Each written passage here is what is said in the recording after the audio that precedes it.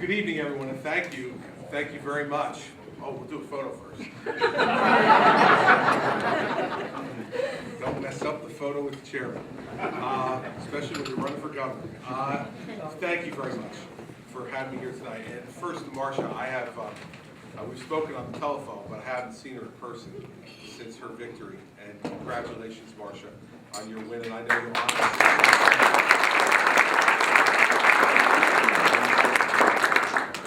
This is an incredibly challenging time for our state. So I've traveled around over the past 2 months since I left the U.S. Attorney's job on December 1st. I have had any number of people, and especially friends of mine, longtime friends of mine, say to me, why would you want to be governor right now? And they say it out of concern. And I say right back to them that this is absolutely the perfect time to pursue the governorship and to win the governorship, because in times like this where we have a serious crisis in our state, where people are fearful of losing their jobs and losing their homes, and over the long term are fearful that their children and grandchildren may not be able to grow up around them, but may have to move someplace else because it's just unaffordable to live in New Jersey. Those are the times when people in political life can do the difficult things that need to be done because people have had enough. And so I think this is a perfect time to pursue the governorship. It does not mean it will be easy. It will be very difficult. And let me lay out for you specifically some of the things, difficult things I think we're going to have to do, and that after I'm elected on November 3rd, we will do. First and foremost, we need to get spending in the state under control. And unfortunately, we are looking at a state whose spending has gone up 50% in the last 7 years. A budget that went from $22 billion when Governor McGreevey was elected to $33 billion now. And in case you think this is what's happening everywhere, just look across the border at the state of Pennsylvania, where they have 45% more people and nearly 5 times the land mass, and they are spending $6 billion less this year on their state budget than we are in New Jersey. So when Dick Cody and Joe Roberts and John Corzine tell you that there's no place to cut the budget, and Marcia knows, they've told you this, there's no place to cut the budget. That is the first place we'll start. And I will start doing it by trying to cooperate with the legislature and come up with ways that make sense for us to do it. But if we can't find common ground, then I will take out the pen and go through this budget and use the extraordinary power that the governor has in the state of line item veto. And I know with people like Marcia Caro in the legislature, they will uphold those line item vetoes. So we will get spending cut one way or the other, either through cooperation or through confrontation. And if confrontation is what's necessary, I think all of you have watched me for the last 7 years, I will not shrink from the confrontation that will need to be done to be able to get it done. That's the first thing we have to do. Once we do that, then we're going to have the opportunity, and I say the obligation, to cut taxes. We are now completely non-competitive with our neighbors. Some of you may have seen that yesterday I was endorsed by former Governor Kane, and we were talking about what he did when he was governor regarding taxes.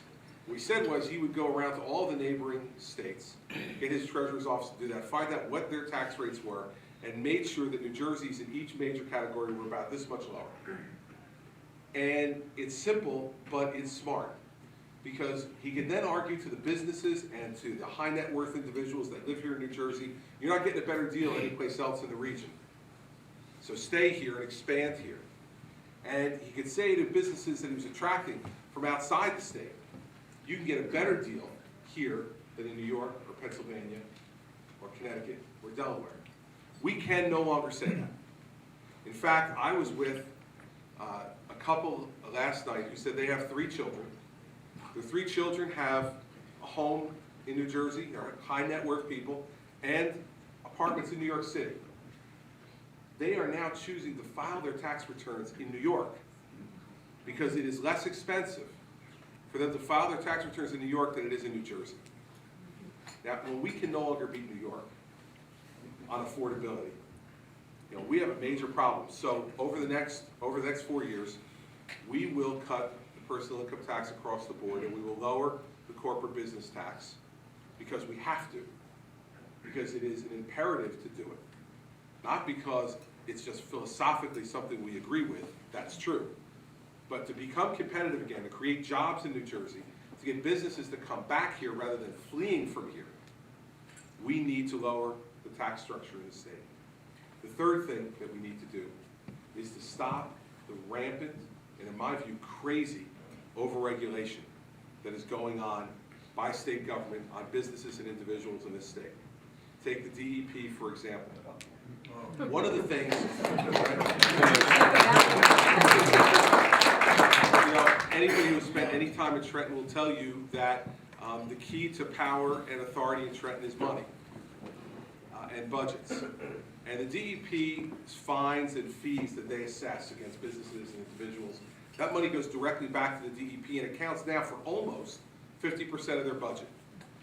Well, what's that incentivize them to do? More fines and more fees, more money for them to grow their empire even larger and to become less and less responsive to the legislature and to the governor. So what we will do right in the beginning is to take all those fines and fee money and send it directly to the General Treasury.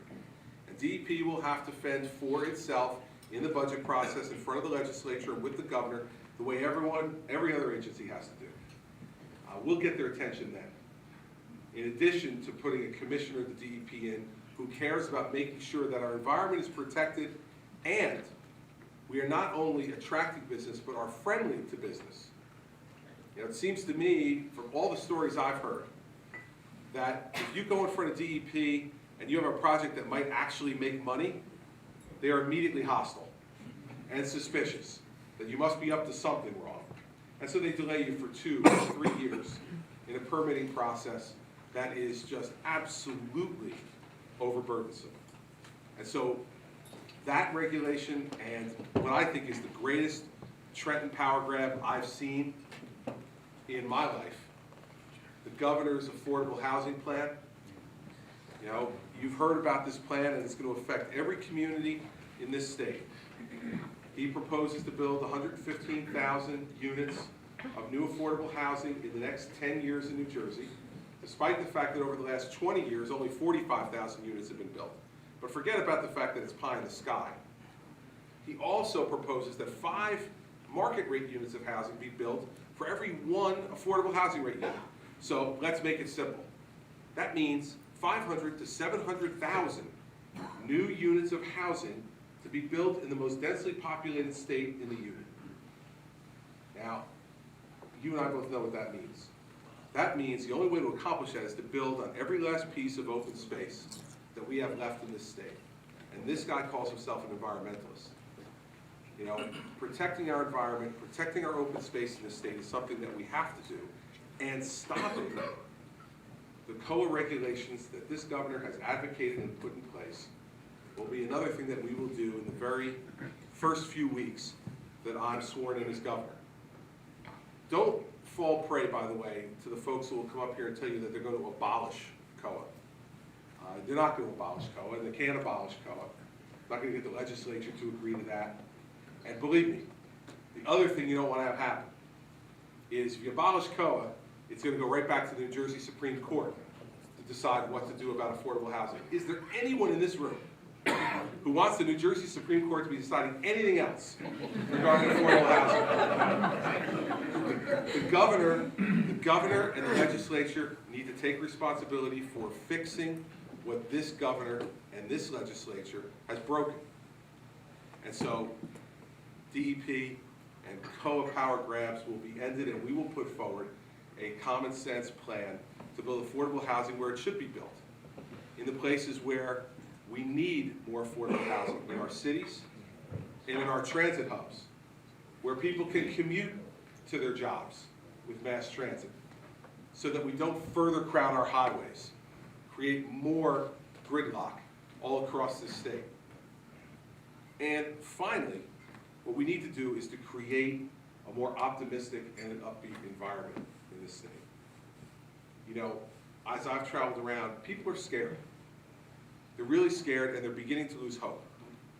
And a society that operates on fear and lacks hope is a society that makes mistakes. So you act out of fear, and you act with a total lack of hope. You don't have a vision for the future. You're just trying to trudge through each day and just make ends meet and make do. We need to be optimistic again about what New Jersey can be. We have seen how great and how prosperous and what a leader this state can be. And all we need is to have a government as good as the people it's supposed to be leading, as hardworking as the people it's supposed to be leading. And we need to listen to the citizens of our state again, and not just talk at them. And one of the things I learned as U.S. Attorney over the last 7 years is I learned a lot more when I was listening than when I was talking. So remember, when I became U.S. Attorney, I had never prosecuted a criminal case. Not one. And there were very few people who were on that bandwagon and thought that I was going to be able to do that job. One of them is here tonight, standing discreetly in the back, former governor of New Jersey, Governor DeFrancesco, who was the governor at the time I was being considered for U.S. Attorney. He vigorously supported me with the President of the United States, and I would never have become United States Attorney if it wasn't for the faith and the confidence and the support that Governor DeFrancesco placed in me.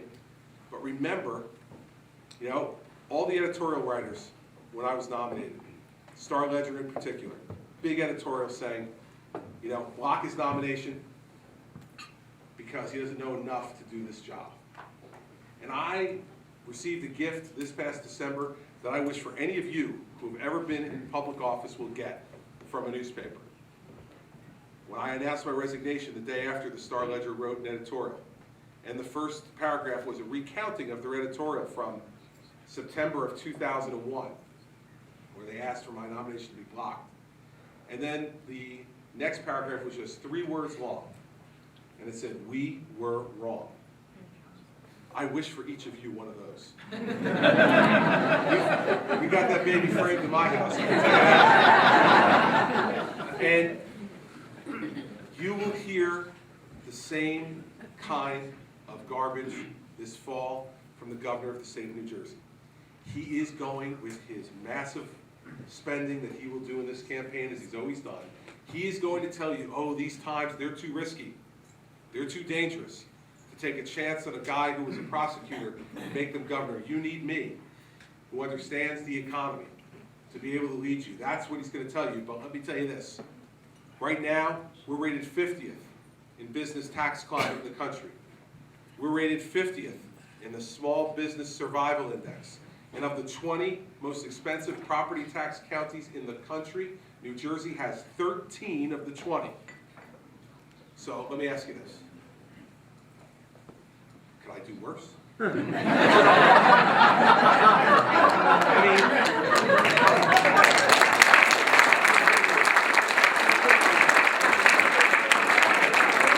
Unless we adopt a 51st state between now and November, I would say I'll be able to come to you in 4 years and say, I did no worse at least. So be ready for the kind of campaign that will be run.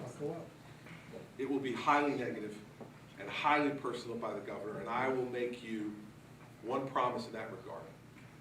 If John Corzine gets down in the gutter and tries to make you believe that I'm not the person you've gotten to know over the last 7 years, when he descends into that campaign, he will be in the gutter by himself. I will not go there. I've worked too hard over the last 7 years to earn your trust and confidence, and I will not give it away for any job, not this one or any other one. So we will speak to your hopes and your aspirations for your communities, for your families. We will put forward a solid plan that you can consider for the future of our state, and we will speak to the best of you, not try to scare you and scare me and scare each other into voting for the lesser of two evils. These times are much too serious for the old petty politics of division and accusation and insult. And I'll end with this. The chairman said I could take a few questions, so I'll end here and take a few questions. The other thing that I will tell you for sure is that after I'm elected in November, if you honor me with your vote, I will not spend 1 minute, not 1 minute of that term worrying about being reelected. I will be happy with 1 term. Because all too often, especially in the last 7 years, governors have taken their hand off that Bible and putting their finger right up in the air and trying to see which way the wind is blowing and giving out goodies to all their special interest constituencies to try to cobble together that 50% plus 1 that'll get them another 4 years. After 4 hours as governor, they're worried about 4 more years. That's why we can't make the tough decisions. My promise to you is I will make all the difficult decisions, no matter how politically unpopular they are. And if at the end of 4 years you want to send me home to mend them, fine by me. I will go there with a clear conscience, knowing that I did your business for your benefit and had the honor of being your governor for 4 years. And will have put this state back on the right track so that our children will be able to raise their children in the state where I grew up. There is no more important task before us than that. And if we fail at that, we will have failed in the most solemn obligation we have as citizens of this state, but more importantly as parents and grandparents. And that is to leave this place better for our children and our grandchildren than it was left for us. And so this is the challenge, and I am ready for it. And I hope to have the support of each and every one of you, to have your enthusiastic support, to have your vote, and to have you work. Work to try to make this state a better place. That's what I'm going to be doing over the next 9 months, and I hope you'll join me. So I thank you, Mr. Chairman and Marcia, for the opportunity to be here tonight and to speak to you for a little bit. And if people have a few questions and you'd like me to take a crack at them, I'm more than happy to do that. Any questions from anybody? Yes, sir. I have a question on the Route 78. I don't know if you're aware of the waste station down in Greenwich that's built with federal funds years ago. Well, it's not running to its capacity. It never has. There's been all kinds of problems going on with the facility, fiber optics being eaten by mice, and all kinds of issues. As the next governor, I'd like to know how would you correct something like that? I mean, were you willing to work with somebody to find out that there's an enormous amount of money being wasted, the trucks that are going through there and not being, and it also works as a homeland security purpose too. That's why it was built. I was just wondering if maybe I could talk to you or talk to someone we could. Well, here's the first thing I would do if I was governor. I would look at you and admit to you, I don't have the first idea how to fix that. And I would get the best people I could around me to give me advice on how to fix it. That's the way I worked as U.S. Attorney, and that's the way I'll work as governor. If I have a strong feeling and a good knowledge base on something, I'll try to fix it. If I don't, I'll try to get the best people around me I can to give me the best advice I can get, and then it'll be my job to decide which course to pursue. And that's what I was really referring to before about listening. Leadership is not just about speaking, it's not just about deciding, it's also about listening. And not thinking that you're always the smartest guy in the room, and not thinking that you have the answer to every question. So absolutely, if I became governor, I'd be more than happy to sit down and talk with you and other people who have an interest and knowledge about that, about how to fix it. And I think that's not only the way I would be, that's what I would demand of every member of my administration. That if they were better talkers than listeners, they would have to learn to get equally good at both. That's the only way we're going to solve the serious problems that we have in the state. Yes, sir. Chris, Marcia Carroll has taken the lead for last year in trying to establish a rural coalition of legislators to give us equal say with the major cities in New Jersey. You're going to have to represent 9+ million people in the state of New Jersey. How are you going to be able to adequately serve us in the rural areas, which maintain probably the most farming in the country, and I'm talking about this section of the state as well as southern New Jersey, while the needs of the cities are going to be there as well? Well, that's part of why you may have heard me speak in my announcement speech about wanting to have a major urban initiative. You know, our cities are suffering, and as a result, they're a drain on the rest of the state. They're an economic drain on the rest of the state in real dollar terms, and they are an incredible missed opportunity for us. The city of Newark, where I was born 46 years ago, is half the size in population today than it was on the day I was born. That's not sustainable any longer. It's not sustainable for our suburban citizens or our rural citizens, because our tax dollars are going to Trenton and then being sent to the cities, because the cities don't have the economic base and the tax base to be able to provide services to the citizens that they have. So part of providing relief and support to our rural and our suburban communities is helping our cities, not through throwing more money at them. We've tried that already. It has failed. We need to demand accountability and permit innovation. And we haven't done that because this governor and the governor before him has seen only one thing: throw as much money at the cities and the urban areas as we possibly can so that we can maintain our large vote margins in those cities to make sure that we're elected to statewide office. And so one of the ways to support the rural areas is to support innovation and accountability in our cities so that we can relieve some of the economic stress off of the suburbs and the rural areas from supporting those cities. The second thing is to make sure that there is an acknowledgement across state government that the opinions of folks in the rural and the suburban areas need to be represented just as equally. They need to have a voice, and you do that through your cabinet appointments. And you do that through how you empower members of the legislature in terms of their ability to have input on a daily basis to the governor. Those are, I'm not going to know every issue that's going on in this county on a day-to-day basis, but it's Marcia's job and her assembly colleagues and the other members of the legislature to have that information. And so, I had a former governor, not the one who's standing in the back, but another former governor say to me, when I asked him how he thought this governor was doing, his response was, "I don't understand why you would be governor if you had no interest in governing." And my point is that if you're governor, you have to understand that those members of the legislature are equal partners with you. They are a co-equal branch of government. And you need to spend time listening to their problems, getting their input, empowering them in ways that will make them better and more effective representatives, and working with them on a day-to-day basis and developing the type of personal relationships that need to be developed so that when you need to go to them to ask them to make a tough vote on an issue that's difficult, it isn't the first time they've spoken to you in 6 months. They know you, they trust you, and they know when you say, "I need this vote," it's for the best for the state. Even if it means a little sacrifice for them, you have a much better chance of getting them to go your way if you develop a relationship with them of mutual trust.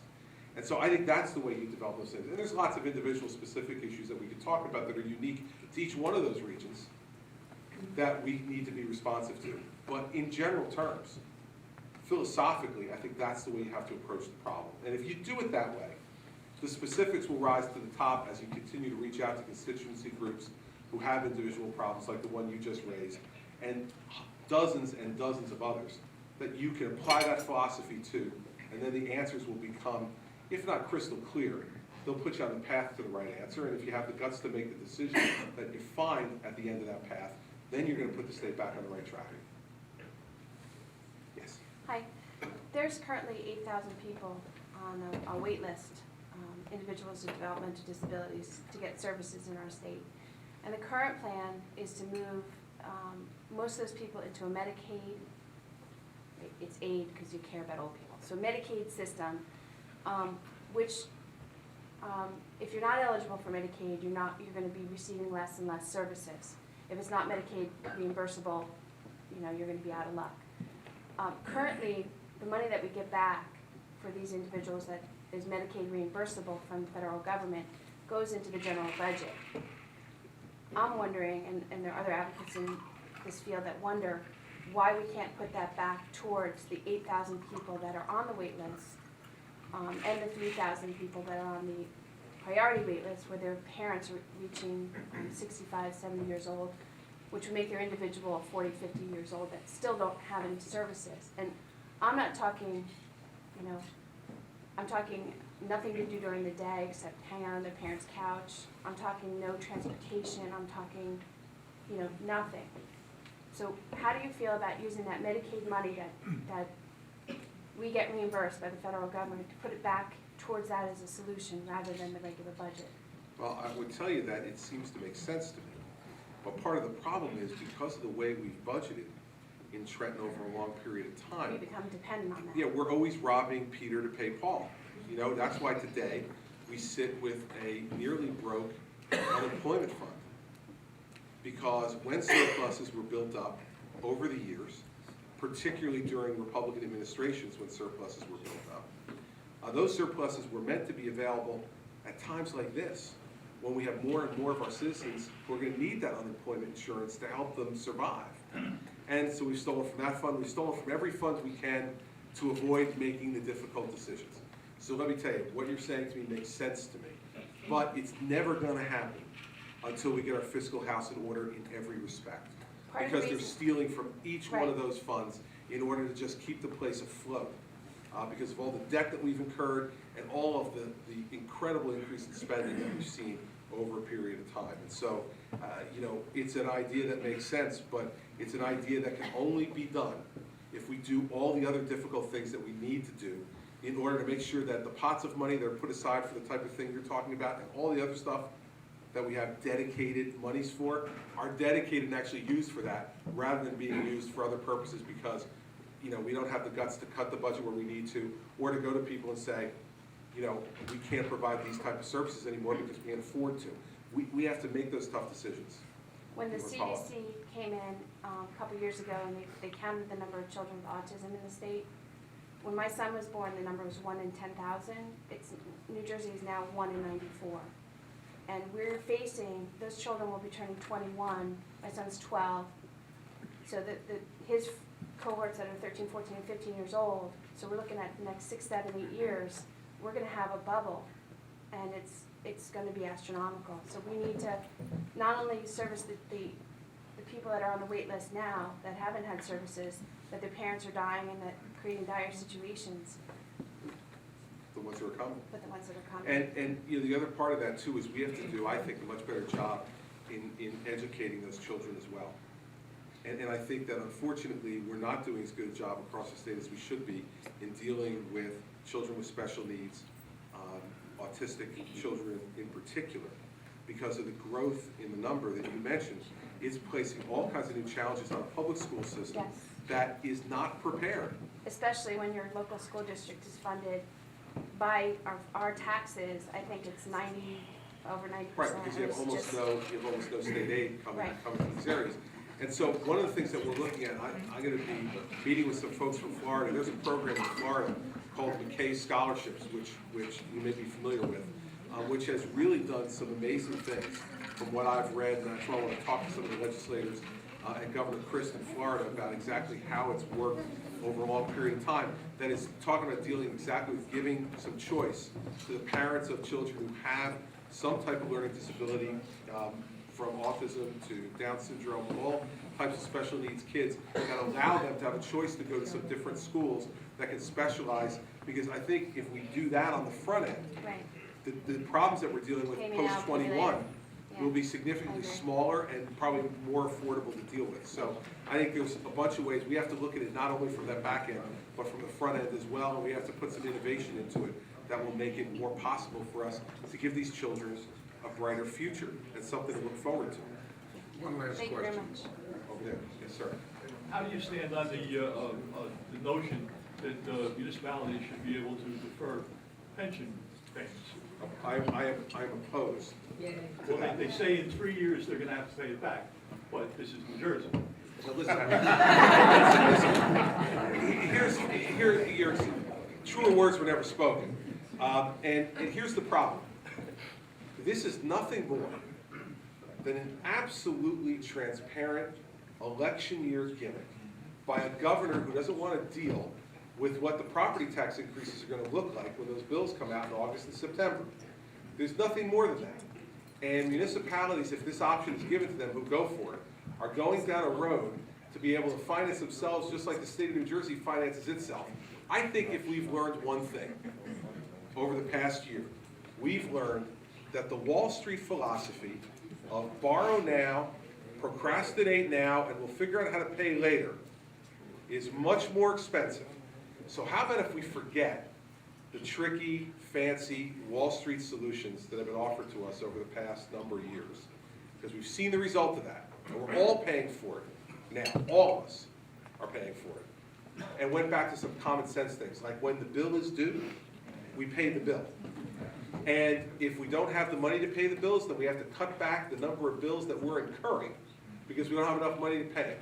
You know, when you budget in your house, you know, if you have a certain amount of money and bills that outstrip it, you have to figure out where you can cut back so that the revenue meets the expenses. And in New Jersey, we have felt like, and especially in the last few years, that there's all kinds of gimmicks, whether it's in the Transportation Trust Fund, or whether it's in the Unemployment Insurance Fund, or whether now it's with the pension funds, that we can play all these tricks and games and it'll get put off to another day when there isn't an election. Well, let me tell you this. You know what else is all about New Jersey? There's an election every year. There's an election every year in this state. Someone's running for something every year. So it's time to stop those games. So I am absolutely, totally, 100% opposed to deferring those payments and giving the municipalities the option to defer those payments. It is a gimmick. It is a typical Wall Street gimmick. And we all need to stand up and say, no, enough, let's pay as we go. You mean they're not telling me the truth? Well, as sad as that sounds, I think you might be right. I want to thank the chairman for the opportunity to be here tonight. I want to thank all of you for being willing to listen and for your questions.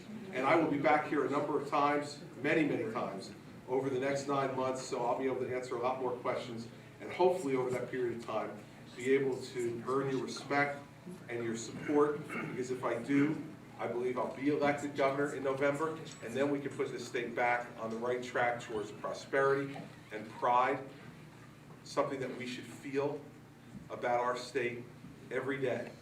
And that's what I promise you I'll try to do if you honor me with your vote in November. So thank you all very, very much. Appreciate it.